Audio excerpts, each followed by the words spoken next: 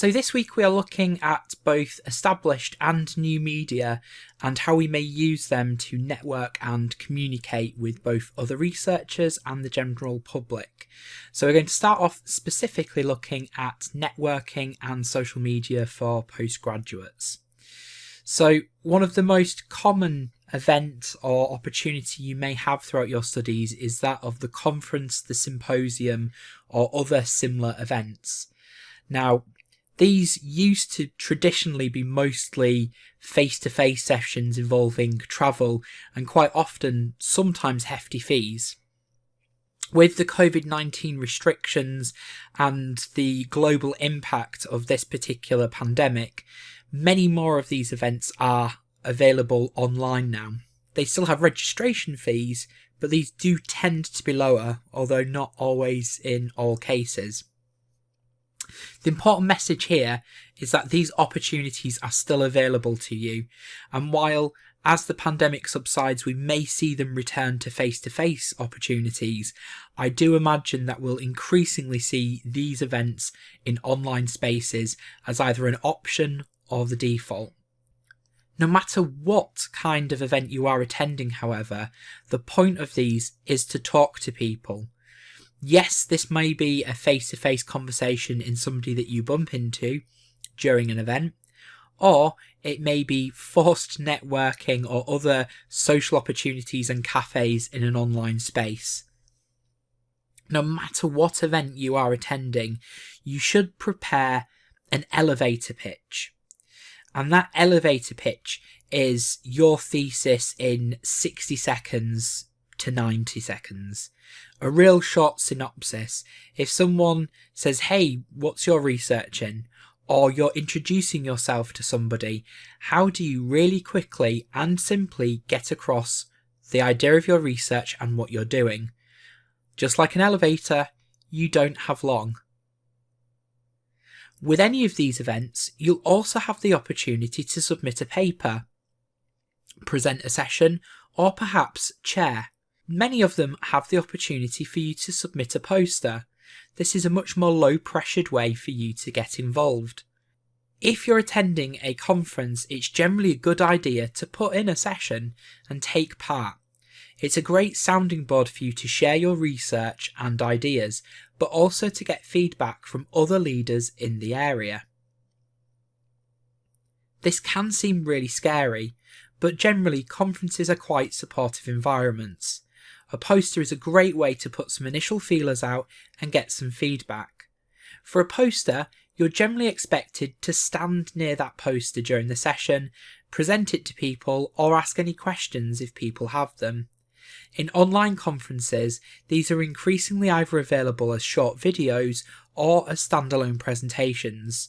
If the latter is the case, you may find you won't engage in as much dialogue or be there to answer questions, but you might want to provide some contact details so people can get in touch if they do have them. And then, of course, if you are at a face-to-face session, it's useful to take some business cards with you. It's a really useful way for you very quickly to get across your email, your name, and your department. This is much easier in an online environment because we can copy and paste and share emails or web addresses, but for a face-to-face event, that paper is very useful. Quite often, it's easy to forget that importance of connecting with others, and a business card, while it may seem old-fashioned, is a really useful way to very quickly share those details. I had the great pleasure of attending a early researchers conference with the Society for Research in Higher Education, and they actually provided every single person in attendance with some business cards, and it was a great opportunity for us to actually be able to network with others, and that really gets across the point of many conferences, or one of the key outcomes you want. You want to network, you want to get your name known, and you want to share your research. Many conferences also have delegate lists. This is a list of everybody who has signed up to the event.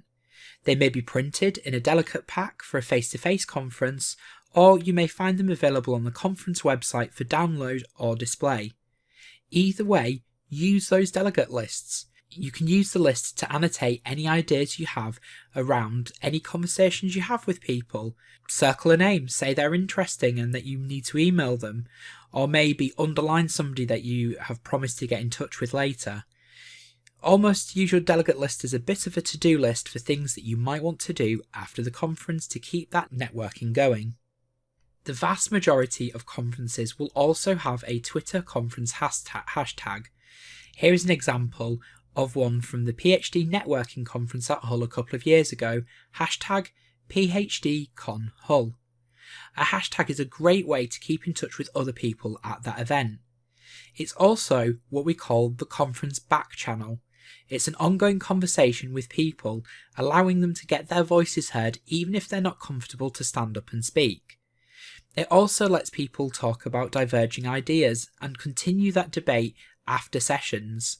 Essentially, the way a conference back channel will work is that by putting in a common hashtag, such as PhDConHull, all Twitter users can search for that hashtag and find any posts by people at the event. And this is how they're able to respond to each other and share those ideas. So this is really a good overview of the ways in which you can network through conferences. The key message here is don't just turn up to that conference and sit there listening. Take part, share your research and connect with other people. Let's move on to look at professional associations and learned societies. The key message here is join them. There's a whole variety of different professional associations and learned societies throughout the UK and the rest of the globe. Google them or ask your supervisor for details of any that might be useful in your area. These vary from very focused practitioner networks, such as the Association for Learning Development in Higher Education, which is for people actively practicing in that area, to huge research-intensive learned societies like the Royal Geographical Society. Many of these societies offer professional qualifications or professional recognition, awarding post-nominals to their members. If you're unsure of the societies and associations in your area, download the slides and check out the links. Many of these also offer conferences, and we've covered that in a fair bit of detail. Get involved. The advantage of attending a conference with a learned or professional society is that they often offer discounts for members, particularly postgraduates. Check with your local society or relevant society for more detail. Quite often, those associations will also offer training opportunities. As with conferences, much of this is now running online to keep things running through the pandemic. You'll also find the vast majority of such societies also publish. This could be the sponsoring of book series, the publication of peer-reviewed journals, or the creation of informal newsletters and blogs. Whichever societies interest you, read and engage with their publications. Even if it's the more informal ones, they're a great way to keep on top of what's happening in your field. You may also have the opportunity to publish with them, and while they may have very high impact journals, it's definitely something you can work towards throughout your career. There's also lots of JISC-mail discussion lists. A JISC-mail discussion list is basically a list server. The way this works out is very simple. It's like a very old discussion board that's run by email. Essentially, lots of people sign up to the discussion list. Any member of that discussion list can email the list server. That email sent to the list server is then sent to everybody who's a member of that list.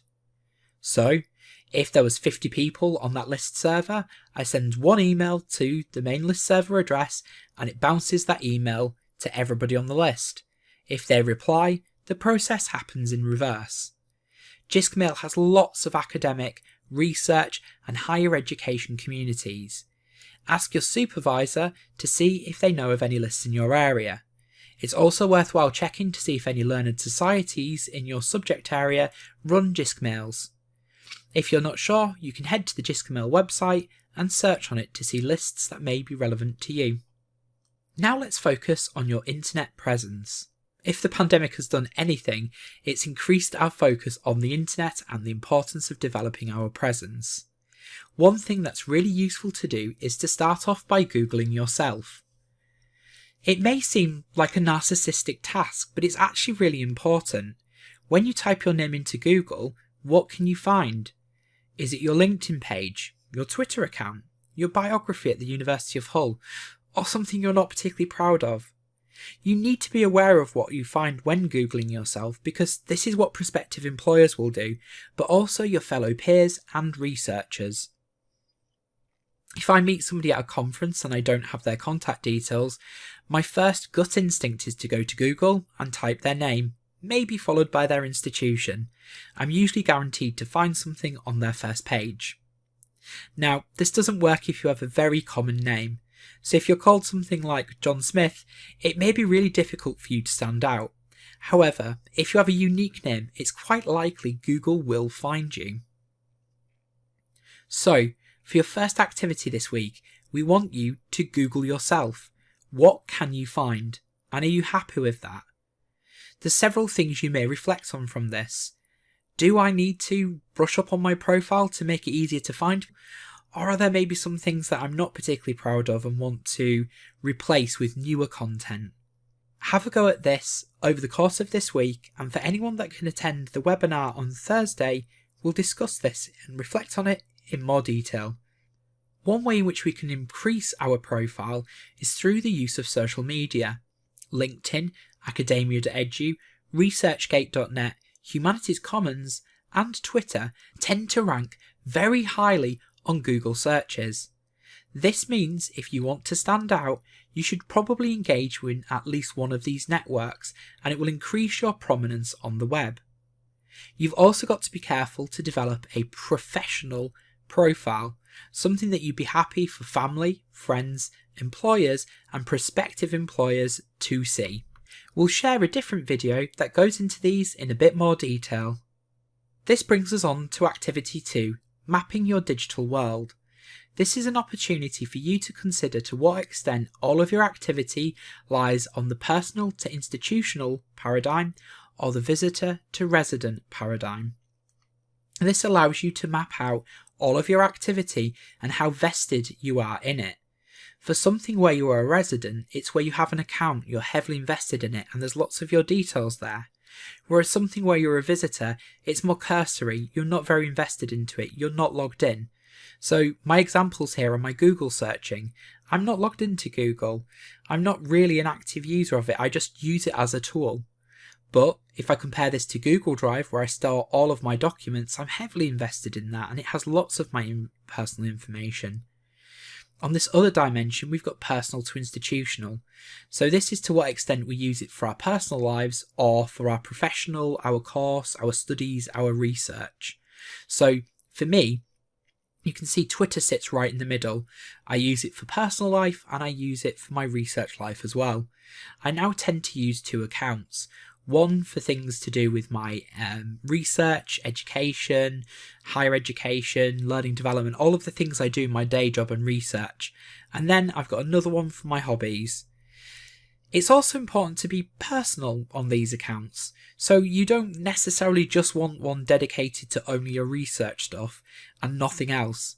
I still let my personality shine through a little and talk about my day. I want to look human after all. However, if I started going on about video games, long walks, audiobooks and other things, it might put some people off. Really, there's no right or wrong answer for how you use these, but it helps you reflect why you use them and helps you craft a profile. You've also got to understand that some of the decisions you make may gain you followers or may lose you followers. Either way, it's something you need to reflect upon. We're going to ask you to reflect on this in this week's seminar as well, so I really encourage you to complete this diagram and we can discuss it in more detail then. And for our next activity, we're going to get you to post this on the Canvas discussion boards. So we want you to think about how you would write a tweet about your research. This means you only have 280 characters to really get across those key points. This is really challenging and we'd love to see what you come up with in the Canvas discussion boards this week. We'll also review the ones that we can find on this week's call. I'm going to end this week's video just asking you to reflect on your thesis in a minute. So this really kind of comes down to that elevator pitch. We're not going to ask you to do that this week, but we would really like you to think, what is your elevator pitch? It's something you should have written and something you should be constantly developing in your mind. This is really helpful for when anybody asks that question, hey, what's your research about? And you really do need that 60-second answer instead of the 5-minute one. Of course, people are free to ask more detail. Ooh, that sounds interesting, can you explain it more? Or what does this mean? So we don't necessarily need to give the most detailed answer when this question is asked. Finally, social media is fantastic for networking, but it can also become a distraction. So take care to manage your social media so that it does not manage you.